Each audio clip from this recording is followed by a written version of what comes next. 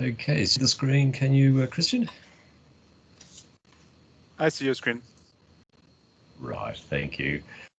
I haven't travelled much, but I have to Germany, and one of the things I loved, walked past a beautiful lake, and I noticed you had no warning signs about crocodiles.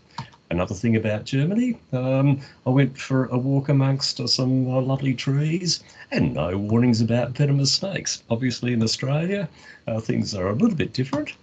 And the third difference I noticed in Germany was went for a drive, and one of the trips I went on in Australia, this is a real sign, with 1,900 kilometres, nearly 2,000 kilometres between fuel stops, and you've got to carry lots of spares.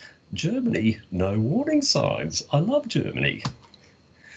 Datavault, though, does have some warning signs. Look, I am a great fan of Datavault, but some things can go wrong, and we want to move from the warnings to the solutions, and that's the theme for today. But what are some of the warnings? Dan Linstead, in a blog a few years back, said three things. One is that the data vault should be business-centric. So it's not just tools, we need tools, and I'm so grateful for the tool vendors. If any of you are on this call today, a big thank you. Second warning is he talks about source system data vault. And if you do data vault based on source system data vault, your value drops. What is source system data vault? We will look at that. And then the third warning he issues is that we should base the data vault model on an ontology. And again, some people might scratch their head and say, what on earth is an ontology? So the agenda. Firstly, what could possibly go wrong, which is looking at source system data vault. There's an American show called Dr. Phil. I don't know if it plays in Germany, but one of his sayings, and I'll take an example, you have a person running with a big knife at armed police, and he will say, what could possibly go wrong? To make it a bit more personal, I was with some friends in a very remote part of Australia, and we'd driven for probably 5 days, got to a beautiful beach, pulled up with our vehicles parked with a bit of a space in the middle where we could do some cooking, got out, and in the sand were crocodile tracks. What could possibly go wrong? So we'll look at what could go wrong with Data Vault. Then we'll look at the good news, 4 simple steps that can guide us away from source system data vault, and finish with some pulling it together. So that's the agenda. So the first thing, I'm going to actually look at some case studies. I was doing some work at a bank. There were 2 consultancies already involved. A third one came along, and let's say there were some differences of opinion, differences of approach. The background is the number of source systems that contained customer data numbered something like 50. The business said that they all held data about an agreed concept of what a customer was. It was at the right grain. You'll hear people talk of semantics and grain for data vault hubs. So it was agreed that 50 source systems related to a hub to be called customer. Very interesting, the business people, they were much more technically knowledgeable than many people. Most in this area had PhDs in mathematics, and they'd been on Data Vault 2 training. So they knew what they wanted. They wanted one customer hub. This new addition to the team, though, said, we're going to take the 50 customer sources, and we're going to create not one customer hub, but 50 customers. So that was stage 1. Stage 2 was they were going to write 50 business rules to consolidate to create one hub. So that was their plan. What did the business think of it? The business said, that's not what we asked for. We want one customer hub. They were concerned that the complexity, there was agreed complexity in consolidating from 50 sources, but they said you're just kicking the can down the road. You're just postponing the inevitable. You're going to load these 50 hubs, and at some stage in the future, you'll consolidate. And they were a little bit cynical. They said, we know you IT people. You promise you'll do things. What's going to happen is we're going to end up with 50 customer hubs, and you will never deliver what we're really after. We're not paying. Well, the statement that they were not paying caught the attention. A fourth consultancy came in and said, yep, we agree with the business, we should have passive integration, we should have one customer hub, and where it is easy to achieve a passive integration, for those not familiar, a simple example is you have two source systems with the same customer number. One record in the hub should have satellite data from multiple source systems all hanging off the one hub record. So what did consultancy number 3 say and consultancy number 4? Well, if we can easily achieve passive integration, that's fine, we will have one customer hub. But if we find a source that has a two-part business key, there's two attributes making up the customer identifier, we'll have a hub called hub customer two-part business key. Then if we find one with 3, we'll have customer for three-part business key. And then if we find that one source has a two-part business key that's made of, for example, state and customer number, we'll have a special hub for that and a special hub for a two-part business key of customer name and suffix. What did the business think? They said, that's terribly brittle. You keep on changing the number of hubs you're going to have. You keep on changing the structures. We're still concerned that you're not delivering what we want. We're not going to pay. The Data Vault project died. That's case study number 1. With the lesson is, if the business say, here is a concept, customer, all 50 sources relate to the same meaning, the same grain, we will talk more about grain a little bit later, then please load it to one hub. And the message for the technical people in this project was, even if you have challenges with business keys, do not compromise on what the business requires, which is one hub for one concept. We'll chat more about technology solutions, but that was the lesson from the first story. Totally different customer. Migration from an old warehouse to Data Vault. Terribly simple. Multiple sources, one integrated Data Vault, and just looking at 3 systems. One system dealt with customers who had contracts and ordered the services online. System B dealt with the same customers getting in-shop consulting advice, and the third system was if the customers actually bought physical products rather than services, a third system. So that's the background. The project plan was interesting though. They said, we'll have a team and we'll start looking at system A, and we're talking about source system Data Vault. We'll start with system A and we'll populate, model customers, then contracts, then products, and then along comes system B with customers, products and shops. Hang on, haven't we got, for example, product in both?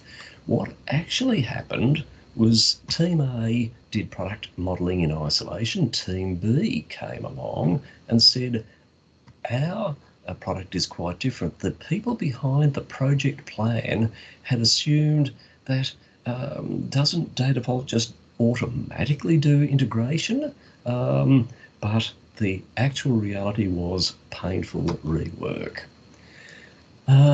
So that was, if you tackle that scope by source system, wouldn't it be easier just to change the project plan and say, let's have a team looking at product, and across all source systems, and another team looking at customer.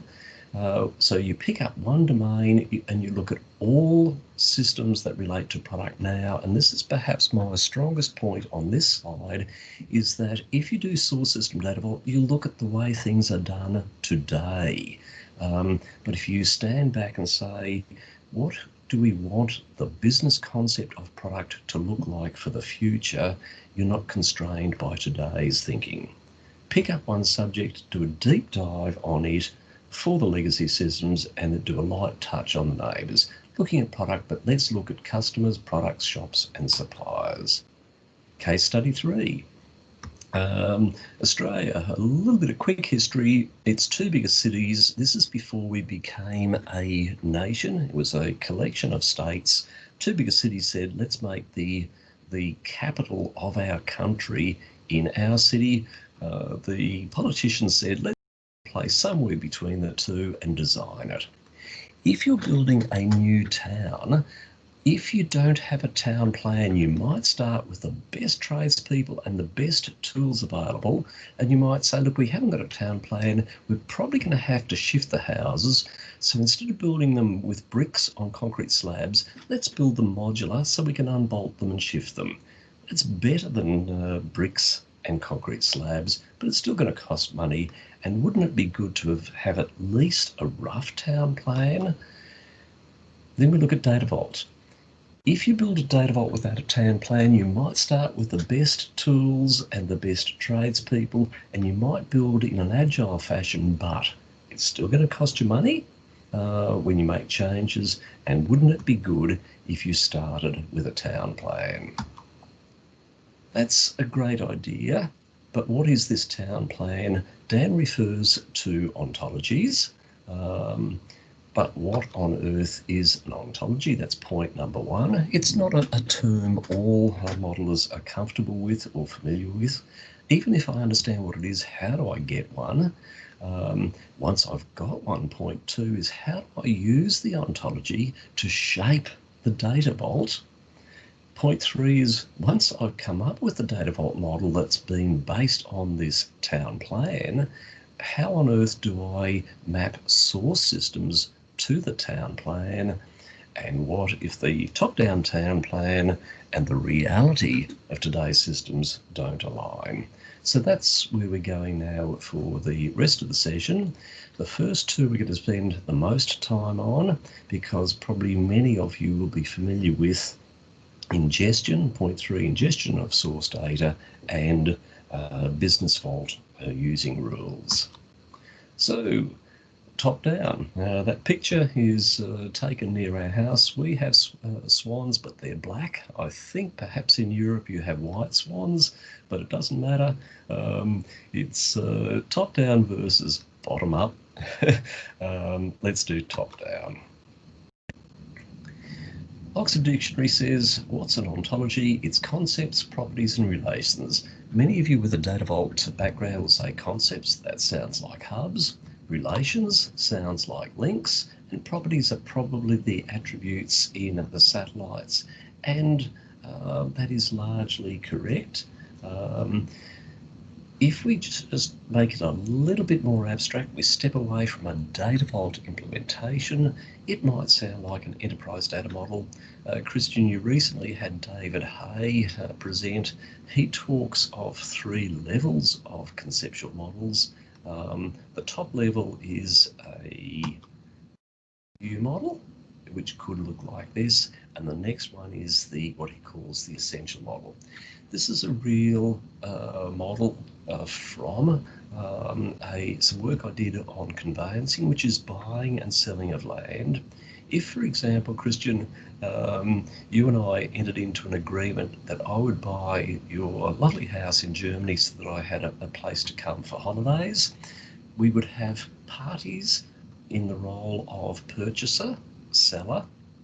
There's probably other parties in the role of Christian, your bank, your solicitor, my bank, my solicitor, all sorts of agreements. The agreement you and I have, Christian, but the agreement I have with my legal representative, The agreements relate to at least two resources. One is your house and one is my money, and your house has a location in Germany. So each of those icons actually has a pattern behind them. We'll talk briefly about that shortly, but we'll look at another overview model. In Australia, we have really bad wildfires. I think I'm correct that Europe does. Spain, Greece, I think has wildfires. If we've got any people attending from the United States, I think you're having some real problems right now in your southwest. But here is a top-down model for fires. You've got parties in roles. One of the parties is an American lease company that leases Australians the use of aircraft. There are agreements for what we call seasonal firefighters, university students that join the firefighting ranks just for the season. So it's quite different, but it's building on the same fundamentals. So we talk about patterns. When instant cakes just add water first came out, my mother said, John, you can have good or you can have fast. Good requires fresh eggs, fresh milk, fresh butter. David Hay comes along and says, if you're going to be building a data model and you use proven patterns, you can have good and fast. Here's an example. Some people love the party role model, others hate it. Len Silverstone, who's joining you in January, may share his elements from volume 3 of his book that defuses some of that tension. But basically think of a data model pattern behind the address book in your smartphone. Perhaps an address book on steroids. It records not just people and organisations, it records interrelationships. So that's the pattern, but would we even think of using that for a data vault? Possibly no. But here's how it was used for a data vault project that I was responsible for. The white bit is a subset of the pattern. But the business understand roles. This was an organisation in Australia, and I'm sure it's the same in Germany. A person can't just say, I'm a neurosurgeon, I'm going to start operating. They can't say, I'm a chemist, a chiropractor. They have to be registered, they have to be proven to be who they claim to be. So this organisation in Australia keeps a register of our health practitioners. So under the role super type, the business can say, yeah, look, we've got health practitioners. That breaks down into doctors, dentists, nursing practitioners, which breaks down into nurses and midwives. But there are other roles played by people when they interact with our organisation. Somebody might lodge a complaint. We've got employees, we've got the people who receive care, training hospitals, etc. The business gets that, they understand that, and now we're getting closer to data vault. The case number 2, I mentioned how 2 teams encountered product at different stages and things didn't line up terribly well. What did we do? We went back to a base pattern, and here's a subset of the base pattern. You've got product types, they're the catalogue entries, and you've got goods and services. And then you've got the product instances, and up here you've got a pattern for bundling, so you can package products together. So we went back to this, and then we went to Len Silverstone's book, and we drilled down into a lot more detail than I've shown here. We looked at bundling, yes, but classification of products, features. If you're buying a car, do you want leather seats or vinyl seats? Do you want a metallic paint or an ordinary paint? You look at suppliers, you look at stock levels in inventory, you look at how you price products, and the price can vary depending on features. It can vary on the country in which you're buying it. costing, substitution. We've run out of this product. What other products can we use as a substitute for the one that's being requested? So there's an example of where we had a data vault modeling problem. We went back to proven patterns and they cast real insight on a way forward to close the gap between the two teams. So task one, start with your subject matter experts, business glossaries, any information you can get your hands on, and you can start with an overview model, which I've shown here. That will give a framework. The business understands it. They don't have to understand implementation details of these patterns, but from that, the business working with IT can say, okay, we've got parties in roles, we've got agreements and types of agreements, and some people refer to the supertype subtype hierarchy as a taxonomy, and the collective thing, which is entities, their concepts, their relationships in blue, and their attributes. The whole thing can be called an ontology. I'd suggest, based on practice, if you have people familiar with the patterns, you can prepare that overview model in 1 or 2 days, enough to get the conversation going, and you can come up with a framework in a month or less. We're not talking about a year or 2 to come up with an ontology. So we've built an ontology. How on earth are we going to use it to shape our data vault model? Hans, I don't know if you're on the call, but in your book you talk about talking to the business and finding, I think you call it the sweet spot, maybe that's my terminology, but you've got a taxonomy. Going back to the response to wildfires scenario, you have logistics officers who talk about deployable assets. But one type of asset is a vehicle, another is consumable, another is plant equipment, generators, pumps, hoses, etc. Vehicles can be of type aircraft, water vehicles, etc. Aircraft can break down into fixed wing and rotary helicopters. And then if you get even more detail, you might have people talk about forward-looking infrared planes. They spot the fire through the smoke.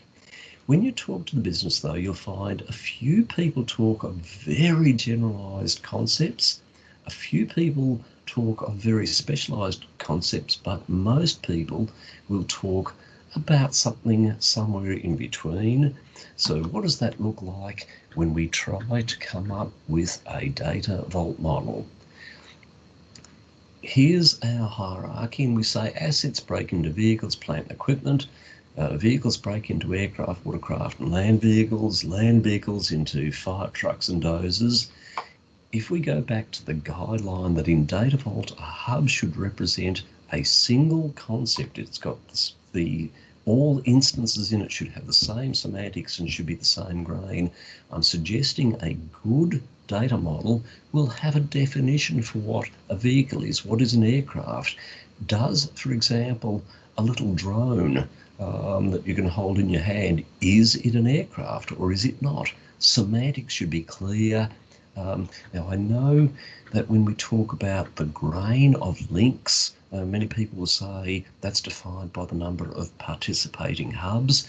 I'm suggesting that the grain for hubs themselves is quite simple. It's somewhere on this spectrum from highly generalized to highly specialized concepts in a supertype subtype relationship. I find that really helps steer the conversation. So we say, let's have a hub for aircraft, watercraft, fire trucks, dozers, for events, fires and floods, that can drive the conversation for finding your hubs. So we've got hubs. Next, we want to model the links, the business relationships, and then conformed satellites. We'll look at that in a little bit more detail. Here is a worked example. The ontology says here we've got parties in roles. One of them is a financial institute, a bank, for example, and we've got agreements, different types of agreements. So we say, look, here are the sweet spots. Let's have hubs for financial institute and loan, but there's a relationship between the banks and the loans. Let's call that relationship a link. And they have data. Now, you may notice that I'm talking of conformed satellites. If you have a hub with 10 source systems, you may have 10 satellites per satellite. You may split them up deeper, but just keep it simple. Let's say you've got 10 satellites for one hub. You may, before you consume data in the mart, want to have a conformed view assembled by business rules. Here, if we're doing top-down, it's interesting, we start to get a little bit of a perspective of the sort of business data that the data consumers might want to collect even before we consider where we might get it from. So that's where we're identifying the conformed hub before we've even found the source system hubs. So that's the top-down. Fairly quick, we'll go through the next two steps, because as I said, many of you, I expect, will have done ingestion of data into a data vault and business rules to create business vault. Simple case, I've got a loan management system. I'm a bank, and the source data feed from this system has some attributes that I can mark as business keys, and they will relate to the hubs. And from that pair of business keys, I can identify a link, and they've got some attributes that go in a satellite. So that's pretty simple. Harking back, Christian, to the theory of me buying your house in Germany, if we have a settlement can be hugely complex. It's got dates, the number of parties involved, your solicitor, my solicitor, your bank, my bank, the real estate agent, and. So if we have a look at that data, we might say, let's just capture it. Let's assume it's a simple chat transaction that never talk of a non-historized link. It's a link with attributes that never change. And again, I know there are differences of opinion about a satellite hanging off a link, but at a logical level, you might say, yeah, I've got this link and there is some data that relates to the link. In this example, there is just so many participating hubs, it's frightening, but we can at least now capture this complex transaction, have its data in directly or indirectly in a satellite, and we can identify its link. So that's mapping source systems to the data vault, closing the gap between the hubs and links we identified top down and the reality of this data. We might say, here's some attributes from our non-historized link that we're going to put into a specific satellite, and this pair of business keys is sufficient for a link. So that is, we're a little bit pushed for time, so I'm keeping it fairly short on that. There's a couple of other topics I do want to touch on before we end this session. My wife and I visited a place on the southern coast of Australia, and we saw a nearly sheer cliff face and this delightful seal who wanted to get on a ledge to have a sunbake. And we stood in awe as step by step he actually worked his way up. And shortly after this photograph was taken, he found the ledge that is on the left of the photograph and had a sunbake. And I thought, boy, you tackled something pretty difficult. But can we, even if there are challenges with Data Vault, can we tackle the complexity one step at a time? Firstly, I'm going to touch on passive integration and business keys.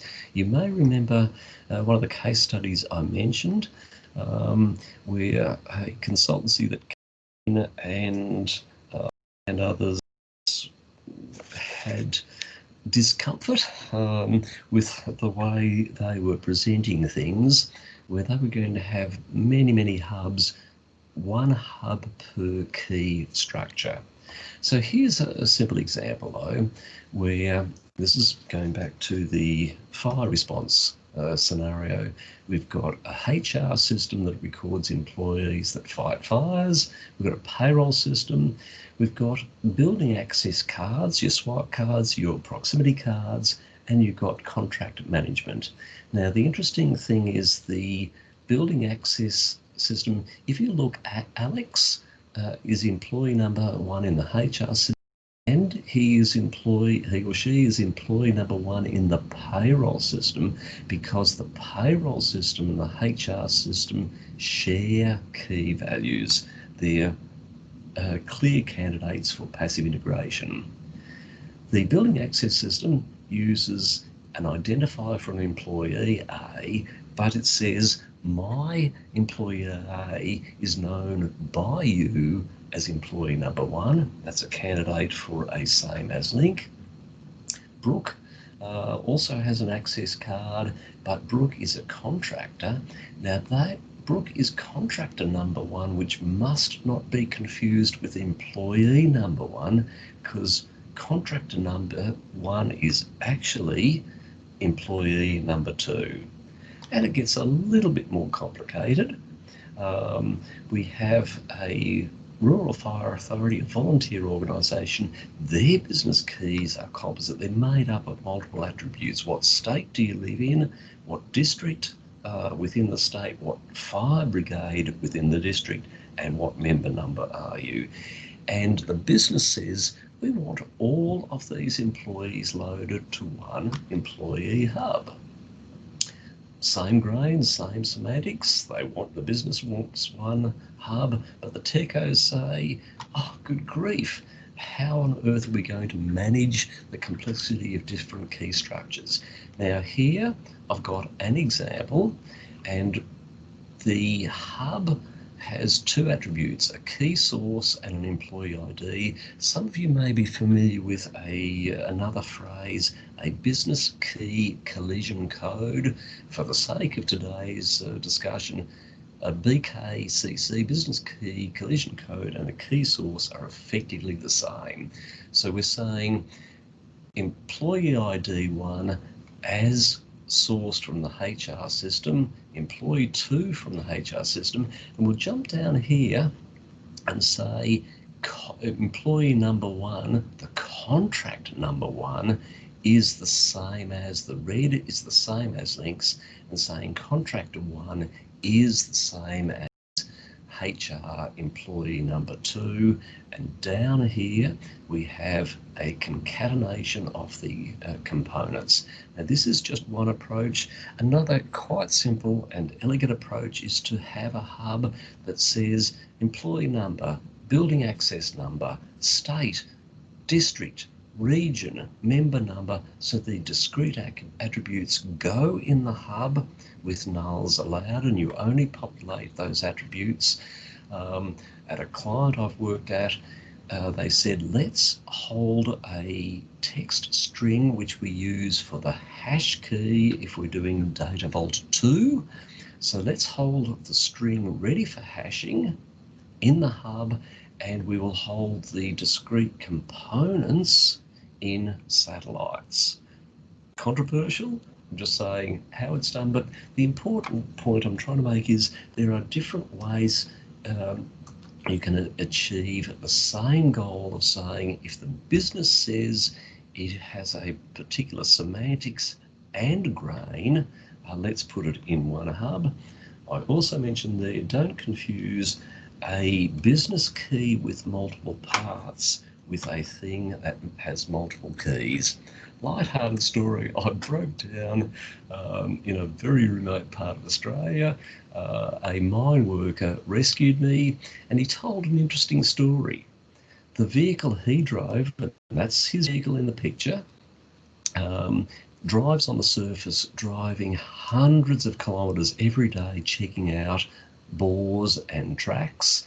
So the engine wears out fast, but the body is in the dry desert air and lasts for years and years. The mine vehicles for an underground mine are driving on wet, salty soil, and the bodies can last as little as 6 months, but the engines are perfect. So how would you model a vehicle where you have engines and bodies that keep on getting swapped? Simple answer is, if you have a hub for the car body and a hub for the car engine and a link with an effectivity satellite to timestamp it, you can record a vehicle as a business fault entity, which is the combination of car and engine. In summary, the 4 steps to Data Vault success: you start collecting background information, you create your enterprise ontology, and from it you build, you'll notice I've got dotted lines, I've got the top-down design versus bottom-up. Top-down, hubs, links, and conform satellites. That's task 2. Task 3 is you grab some sources and typically map them to business-centric hubs and links, but source-specific satellites, and you have business rules to fill in the gaps. So please beware, be cautious of sources from Data Vault, whether it's projects that say we're going to do this source first, then we're going to do this source. And just a note, some people, I'll put it this way, you can use Data Vault modeling notation to do a logical model for a Data Vault. You can use the same notation for a business conceptual model. Many of my clients separate the two and use a Data Vault independent model to reflect the business concepts. I'll just share a point with you that might surprise or interest you. Is in a number of the projects I've been engaged in to build the business view, the town plan, that doesn't even presume that there will be a Data Vault. They're trying to get a town plan view of their data, and then sometimes days, weeks, or months later, they say, let's build a Data Vault. So the two, in their mind, are quite separate. So, in closing, you can go to my website, there's the link, and you can get some lightweight data model patterns, so party, role, agreement, event, task, etc., and a sample of an enterprise data model. If you want to read a bit more on top-down modelling, go to TDAN, the Data Administration Network, tdan.com, and just search for top-down. There's 3 papers there. Data Vault reference books, you know them probably as well as I do. The Lindstedt and Olschimk, how do I pronounce that, please, Christian? Olschimk. I got it wrong. I knew I would. Yeah, the Data Vault 2 reference book, but also Hans Holtgren has a book that is more focused on modelling. Data model patterns. David Hay spoke very recently at your meetup, and Len early next year. I highly commend both of them. I've written 2 books, one, The Nimble Elephant. This is more about agility in data modelling, good and fast using patterns, and it doesn't refer to Data Vault, whereas my more recent book, The Elephant in the Fridge, is applying that pattern-based thinking to Data Vault. So I'm just watching the clock a little bit, Christian. I'm more than happy to take questions and hear of the experiences of people in your part of the world and perhaps compare notes.